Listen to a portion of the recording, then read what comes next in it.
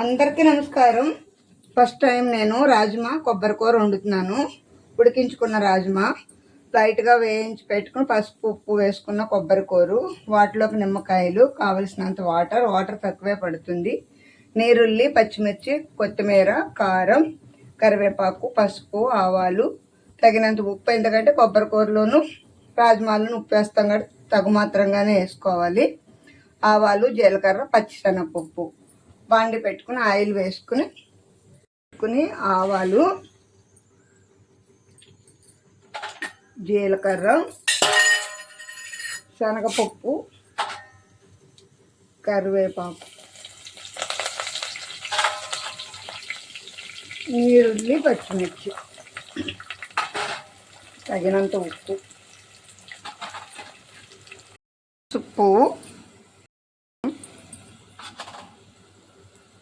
ముందుగా వేయించుకున్న రాజ్మా,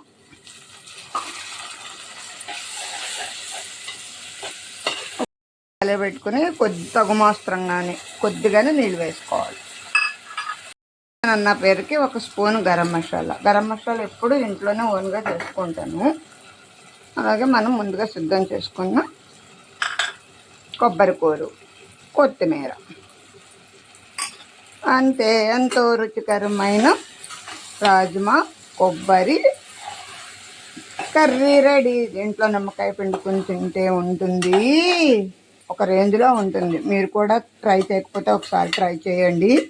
అమ్మమ్మని సపోర్ట్ చేయండి, షేర్ చేయండి, లైక్ చేయండి. ఉంటాను. ఎందుకంటే అమ్మమ్మని బాగా ముందుకు తీసుకువెళ్తున్నారు, ఇంకా ముందుకు తీసుకువెళ్ళండి. ఆల్రెడీ నిమ్మకాయలు చూపించేస్తాను కదా, చూసారు ఎంత బాగా వచ్చిందో కదా కూర. ఓకేనా? ఉన్నా మరి. Bye bye.